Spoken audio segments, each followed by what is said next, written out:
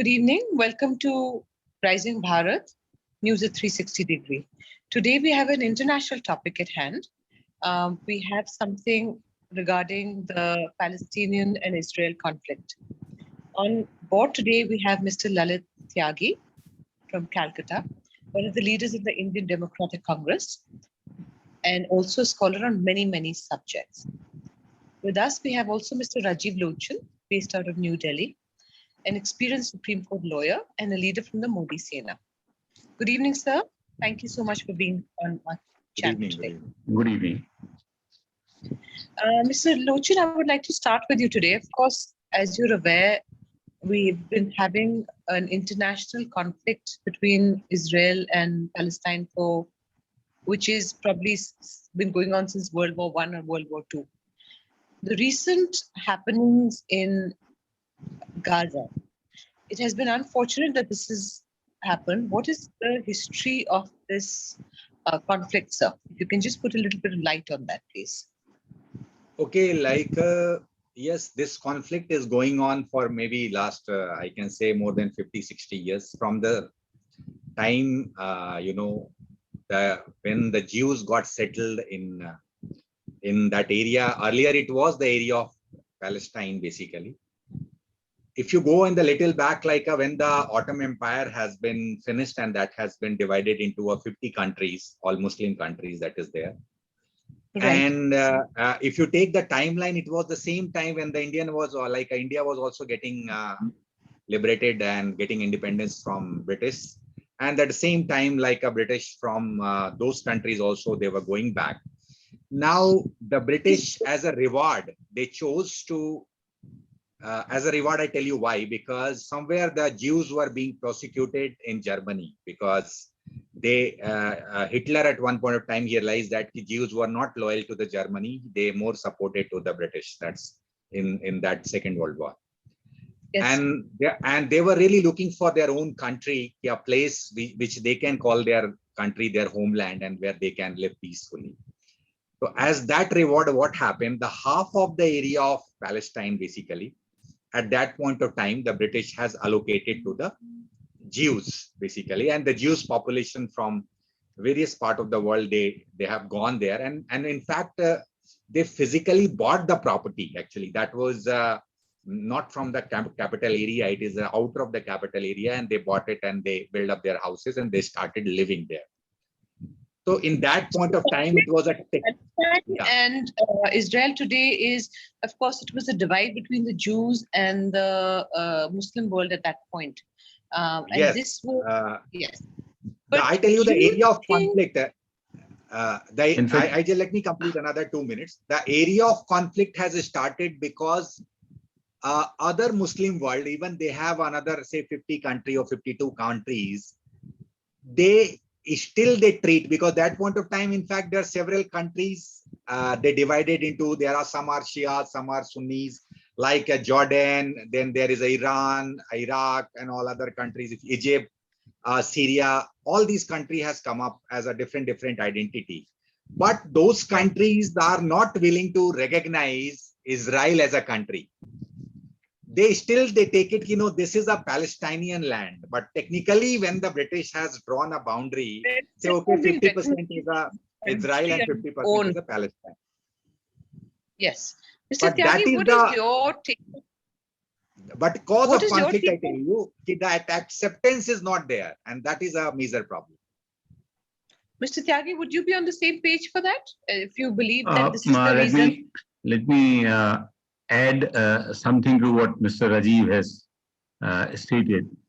You see, this particular land where the Palestine and at the same moment of time Israel exists is one of the first, about 1.5 million years ago, when the first settlement took place outside Africa. So the movement of the humans outside Africa when took place, this was the first place where they got settled. And it is the kingdom of Israel and Judah, which was there since that time in the Iron Age. From the time of Iron Age, it continued till I think around 720 BC, the new Syrian Empire, that is by the Muslims, that usurped that whole land. The Jews existed there from the time about, I'm talking about 150,000 years. They usurped Yes. the area in 720 BC and then established their rule. And it was only about 1920 that the Britishers occupied that land, and they continued to occupy till 1947, 48, when they decided that no, the land of Jews has to be given to the Jews, and the land of the Muslims who are residing there has to be given to a sort of a separation has to be done. And they did it between 1947 to 49. Now that whole area is, they said, the settlers out there are the original people, the Jews. They are the original holders of that land, Jews. The second is the Muslims, and third is the Christians. So all three occupy that land.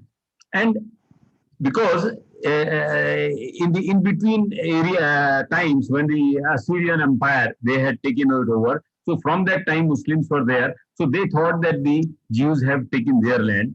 And that's where it's a question of occupation, that this is our land, and they say that this is our land. And the fight started. And in 1947, the Israel was established. 47 to 49, I think. 49 will be the right time to say. Then in 1967, there was a 6-day war which took place. That was a time in 67, 65, 66, I think, when the Iran and most probably Syria, they combined together and they came into Israel to have a war.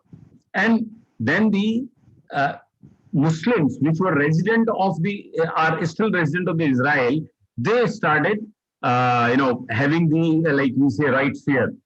They started having the rights, and they wanted the Jews to go out. Then Israel responded. It's a 6-day war. The first 4 days they utilized to, suppress the whatever kind of rights or whatever was taking place in Israel. That was completely stopped within 4 days. They took control of it. And another 2 days, and by that time, not only Syria and Iran, but a whole lot of those countries all around, they all joined the war, and they attacked Israel from all sides. And in next 2 days, they won that war, they stopped that war, and that is where the position is there. At the time of division by the Britishers, the Gaza Strip, the West Side, and Golan Heights, these three things were given to the Palestine. But in 1967, all these three places were taken back by Israel and are occupied till date by the Israel. Now, these people keep wanting that release this area, this is our area, you can't keep occupying. But Israel has not given it up. And this time around, because their holy place is divided by a wall only. Now, this wall, this side is Jews, this side is your Muslims. Yes. Now, that's where the initial fight started. That these people from the Palestine, they started the sort of a riot in that area now, this recently. And that is where the Israel then, in fact, responded. And then the whole fight, and you're aware of it. Yes, sir. Yeah, up to you. Mr. Lochan, that's very informative for us as well. I mean, it's also good. Usually we keep talking about Israel and Palestine from the time the Britishers took over, but it's nice that you gave us a little further background and history into this. Mr. Lochan, I would also like to know that what is your opinion on the fact that, do you think that this is something, it's only a point of acceptance, or is it a point where Israel is stretching themselves too much, or maybe the Palestinians are being suppressed by Israel, by the Jews? Do you think there's any possibility of that actually happening? Because what happened in the recent past, in the last few weeks, is that Israeli people have gone to Palestinian homes and, sort of asked, or not asked, I would say have tried to take over their homes and things like that is happening. So what do you believe? Do you think there's something? I tell you, first of all, we need to understand, if you are not buying the peace, and if you think if you keep on fighting in the name of religion, then you have to understand your opponent. And once that, as Mr. Tyagi has really mentioned, in 1967, the Israel single-handedly fought against 53 countries and he beaten all of them. All of them Right. he has beaten. And second thing is that Israel is one of the strongest country, or you can say one of the most powerful country in the world today, in the matter of technology, in the matter of arms or whatever. Now what happens, like, yes, I am bringing you back again. Initially, yes, there was a 50% land belonged to Palestinians, like Muslim population, and 50% belong to the Jews, basically. But once what happens, when they start fighting, then the Israel take it in the other way around. And after 1967, then what happened, that 50% reduced to 30%, because when the Israel fight, Israel is not like India. They are not a graceful. The conflict of India, Pakistan is the same like Israel on Palestine. But what happened? The Israel has a ecosystem. They believe in that. They teach their enemy a lesson which can be a lifetime. So what happens? Then again, those 20% land is also gone, and Israel is keeping, like, expanding their bases, and Palestinians are reducing, like Muslim population is reducing day by day. And the worst part is that, I tell you, in Israel also there is around 25% Muslim population is there. But unfortunately, these kind of provocation, because I tell you, the main provocation is done by they call it a terrorist group, Hamas. Hamas is basically supported by other Muslim nation. End of the day, what they are doing the damages to the Palestinians, because they provoke them for the war and Israel beat them outrightly. Israel has a policy, if you will kill one of my person, I will kill 500 of yours. And this is what exactly, because Israel has a very strong policy. They don't give you the another opportunity to stand, and therefore their war comes once in a 5 year.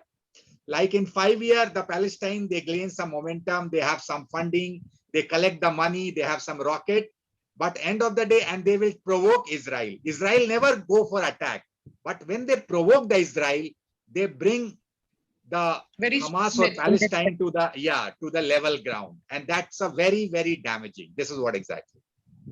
Mr. Tyagi, what is your take on the fact? What do you think is the stand of USA on this? What would you say that they would, what opinion or what stand do they have as far as this conflict is concerned, sir? You see, as far as all these countries are concerned, USA, then your maybe UK, they all apparently will immediately, when the war starts, they all say, no, peace has to be bought in, and this happened, that happens. But basically, they support Israel. That's a very, very clear picture. Because Hamas, as he rightly said, is a terrorist organization, and which was formed for the purpose that the Palestine, all the land which is occupied by Israel is freed from Israel, and the Palestine returns back to its original format. I will not say original format, because as I said, that this land already and always belonged to Jews from since last about 1.5 lakh years. So I will not say to original, but then at the level of maybe say 720 BC, when it was usurped. That is there basically the fight. Now, as he said, that Israel is a very technologically advanced country. So they have constructed a dome in Israel. So now all the rockets which are fired, they are all, attracted by this dome, and all of them go into the dome. The rockets generally do not go to the Israeli settlement. All of them are, again, using the same word, usurped by that particular dome. And they fired 130 rockets. So all of them went into the dome. None of them Israel was not hit anywhere. Whereas when Israel goes out, they go and hit through their aircrafts and whatever methodology they have, bombing rockets or whatever it is. Yes. Mr. Lochin, what do you think is the solution to this problem? Do you think they can, or there is a possibility of any solution to this 100 and... Honestly speaking, one, I can tell you the practical solution, and another one is a hypothetical solution. Like, as I say, when there is a religious war, Are you getting my point? I tell you one very good example you can take from the America and Japan. America has done the maximum destruction to the Japan. If you take the history in the World War II. But now America and Japan are close ally, because you know why? Because that was not a religious war. It's a military war, basically the normal war due to their supremacy or power they wanted to show. And with the time, they have understood the geopolitics and they compromise, and they are now they are a very cooperating country with each other. But in the religious war, that is not possible, because always in the religious war, you will have a fuel from your religious background of the country around. And what happens here, you people, you get the ammunition in the name of support, in the name of religion. And you find the free of cost people are ready to die. That is what really happening.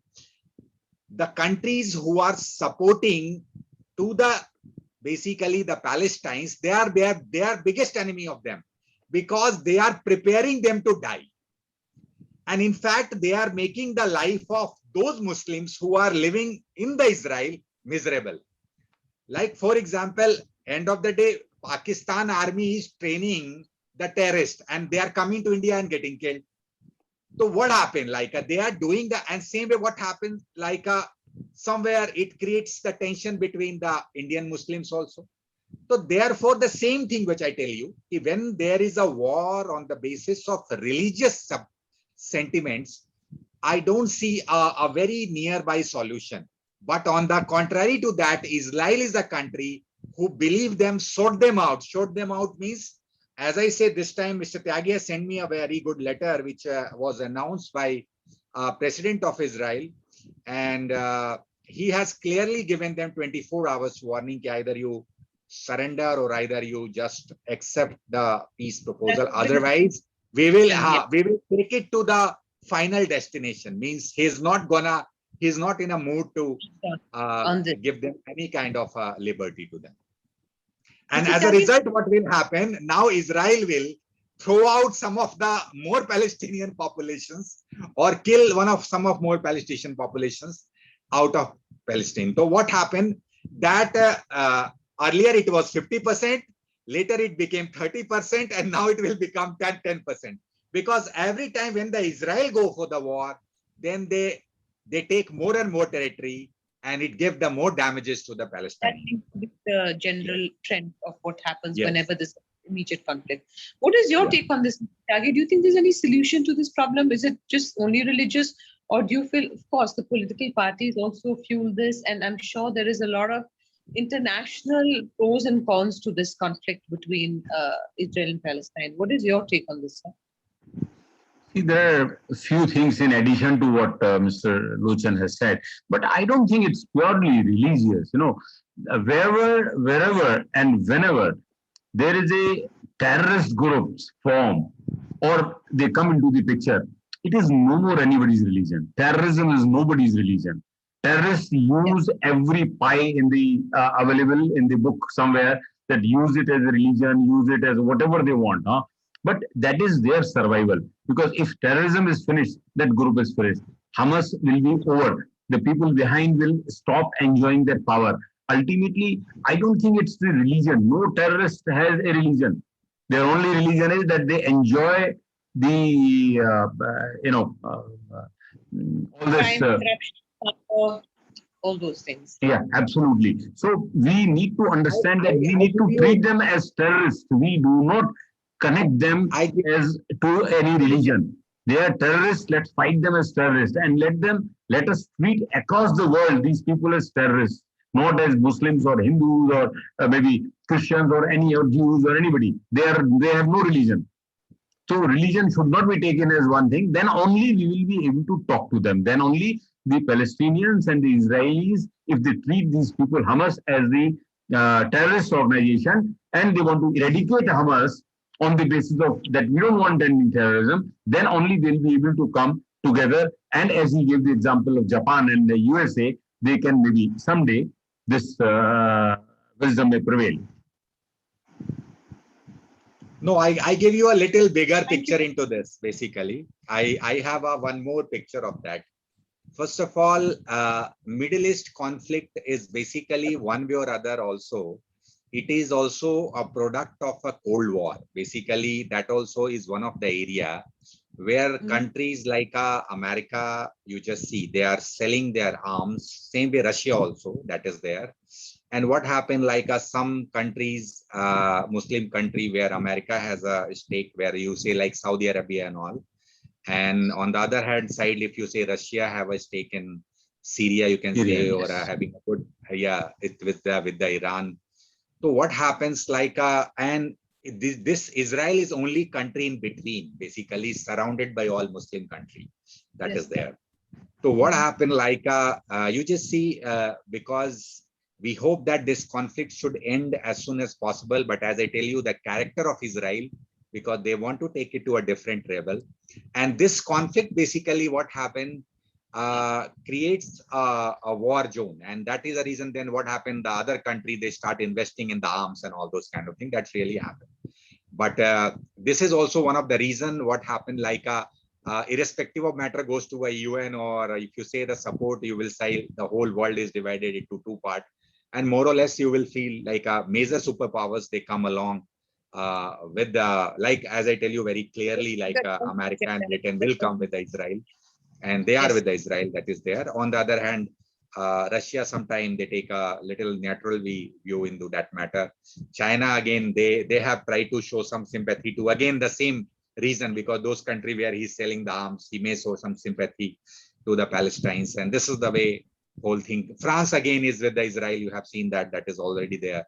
What, So what therefore, he it has a What is he's a trying to different say is that the one is the factor is the terrorism, and another very clear factor comes out is that it is an economic reason that these countries survive on supplying the arms. Once I was having a meeting, a conference was called by the Russian consulate here. So that is where they had taken the question that this terrorism, how long will it survive? So my answer was a one-line answer. That I said, as long as you keep on supplying the arms to them. So it is for their benefit, whatever the obsolete arms are, whatever has been formed. So these wars, they keep their factories running. So this won't be over, sooner, because it's obviously controlled by much bigger power and much bigger interests, not only related to any religion or anything. I don't think so. That is what I said. Terrorism. Yeah. And back to the funding and everybody, yes, the outsiders, individual, I would say benefits, whether absolutely. it's a benefit or whether it's a financial benefit. Yes. Now, I think we'll have to. Thank you so much, Lochan, and thank you, Mr. Tyagi, for being on the show today with us. And thank you for your insight and your input on this unfortunate happening in Israel and Palestine. Thank you so much. Good evening. Okay, thank you. Thanks a lot. Thank you so much.